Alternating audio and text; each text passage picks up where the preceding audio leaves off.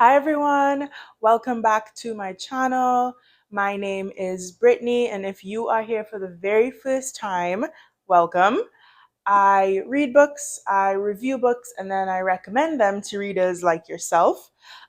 If you have been here the whole time, thank you guys so much. Thank you to all of my subscribers. I just made it to 300 subscribers, which is amazing for me. I'm trying to get to 500 subscribers by the end of the year. So that gives me like 6 months. So if you know, first of all, if you haven't subscribed yet, um, but if you know someone that really loves reading, or they're trying to get back into reading, please send them my channel so that I can get to 500 subscribers. Okay, please and thank you. I'm here with a new book review and a new haircut. Hello, I look like I think the movie is called Home. It's the one. It's a cartoon, and it's the one that Rihanna played the voice of the main character. She had this exact like curly haircut. But anyway, I'm here with a new book review that I'm very excited for. So without further ado, I feel like I try to say that every single time, and it just doesn't work. I also got like all of my wisdom teeth removed like 5 days ago, so it's just a lot going on. But anyway, the book I'm going to be reviewing today is called Family Law. And if I had sound effects, I would put in some cheering and some applause right here. We'll get there one day, don't worry. Family Law by Elizabeth Acevedo. Acevedo. Hopefully I'm saying it right. Family Law. So I've got my notes as always. So let's get into it. Family Law was like such an easy read. Like I just wanted to just keep going and going and going and going and just get through it. And I love books like that. Like you don't want to read a book that's like pulling teeth, no pun intended, to like get through it, right? You want to read a book that's interesting, you're engaged, you're invested, and you just get through it in a few sittings.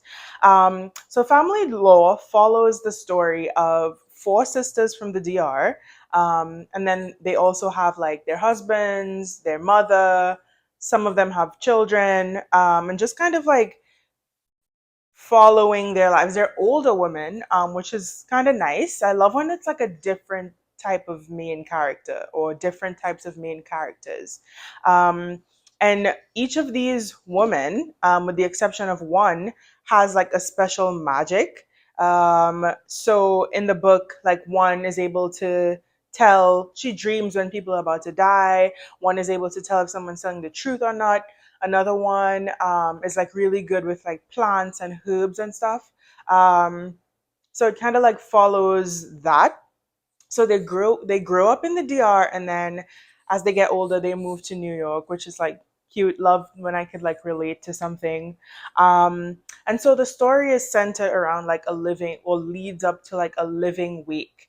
So a wake essentially is like when someone passes away, people, at least in Trinidad, people would have like at least a few days before the funeral, where they come to the house of the person that passed away. Um, as far as I know, I don't know how different it is in different cultures or countries, but people would just like eat, play games, like kind of just like reminisce. Um, so it starts off with the one who can dream when people are gonna die.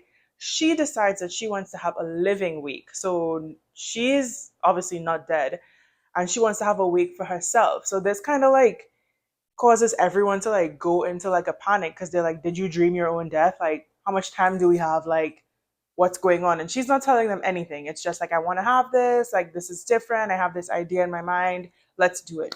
And it kind of just goes back and forth between like everyone dealing with the concept of like, okay, we're having a living week, this is weird, what's going on, but also ties in like everyone's story from like while they were like growing up to now. um yeah, it doesn't explain like how they got their magic. It just kind of gives like a backstory of like when they first realized that they had it, and how they used it like growing up. And that kind of thing. And what I did like is that throughout the book, the same one who dreamt, her name is Flo, the same one who dreamt about, well, the same one who wanted to have the living week, her daughter, Ona, is like this, like, what's it called? It starts with an A. Hold on. The type of person that like studies, um, oh my God, her, what you call it is crazy. It's the type of person that studies, I would never find it. I would never find it. I will never find anthropologist. Woo, thank God. Yeah, so she's an anthropologist. So all throughout the book, there's like she's doing these interviews with her aunts, and her mother, of course, to like piece together their history and like learn why they're the way that they are. So yeah, basically that's it. Um, Let me get into my likes and dislikes. So, like I said, it's a really, really easy book to read. I read it in like a week, but really, I could have read it in less than that. I had like things going on, obviously. Um, there's a part of the book that I've actually never seen in a book before called the Table of Principal Persons. And it shows you like all of the characters. So Mama Sylvia, Papa Susano, Samuel, Matilde, Flor, Pastora, Camila. Um, and then it tells you like if they're alive or not, like who they are in the family tree and like what their magic is. And this was really helpful because I feel like I had to keep going back to this page many times, so the author knew what she was doing. She was like, yeah, they're not gonna remember. This is her right here. Love the curls. So yeah, I really, really liked that table of principal persons. So that was cool.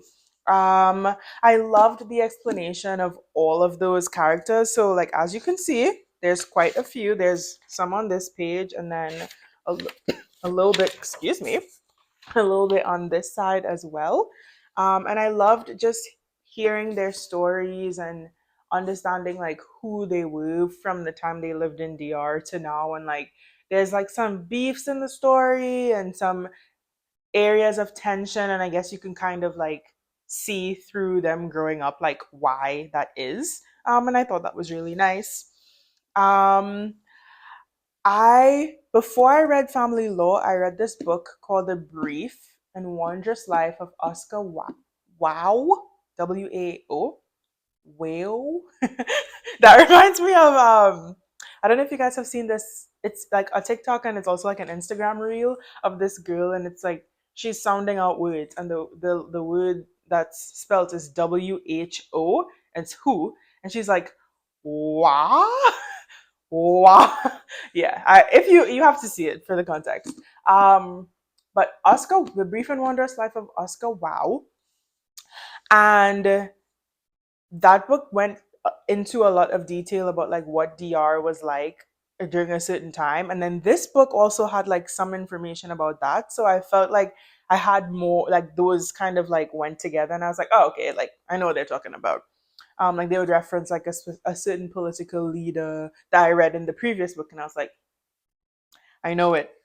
I love that the book had multiple perspectives. Because would it be a Brittany review if I didn't talk about multiple perspectives in a book? No, it wouldn't. And then I love, yeah, so multiple perspectives. I told you basically all of the people, all of the sisters and the sisters' daughters had like a section of the book or a chapter. So I could show you each chapter would start with like who they were talking about. So like this chapter is from the point of view of Mathilde. Um, the other chapter would be from the point of view of Pastora. So I love that. I love when it has multiple perspectives. It really makes a fuller picture. And I think the book really ended, it just tied up very nicely. I think in a previous video or two, I was like, yo, why didn't the author just tie it up really nice? Um, like I said, they don't always have to do that, but this one it did, and it was just cute. Love it. My dislikes. I have three. The first one is that there was a lot of Spanish in this book with no translations. And that makes me feel some type of way because, like, is this book not for me? Like, is this an exclusively like a Spanish, like, why are there no translations? I feel like that's like kind of like, okay, so I literally had to download Google Translate on my phone, and I had to be like, okay, that's what they said. Let me type it in so I could make. And then there's like some slang, so there's no translation for it. And I'm just like, if you had just put what it meant, there could have been a fuller understanding of the book. And also that was the same thing in the same Oscar Wow book. And so I'm just like,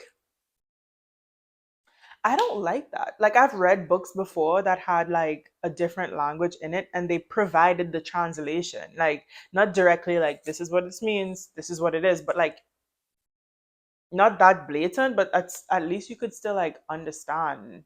They'll give you like an explanation. And this book didn't, and I was like, that's kind of rude.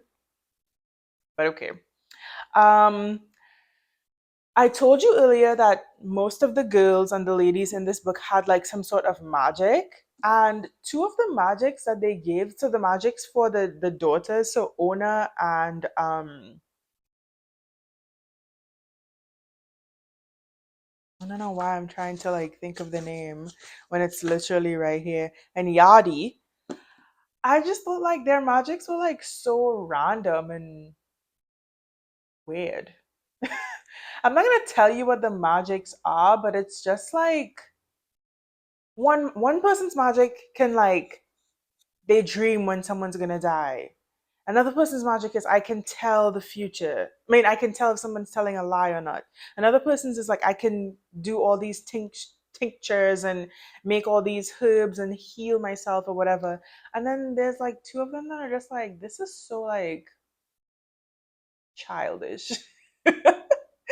And you know what? It's nothing against Elizabeth, She decided what she wanted to make the magics. I just thought they were like so vastly different from the other three. And I was just like, where is this coming from? But anyway.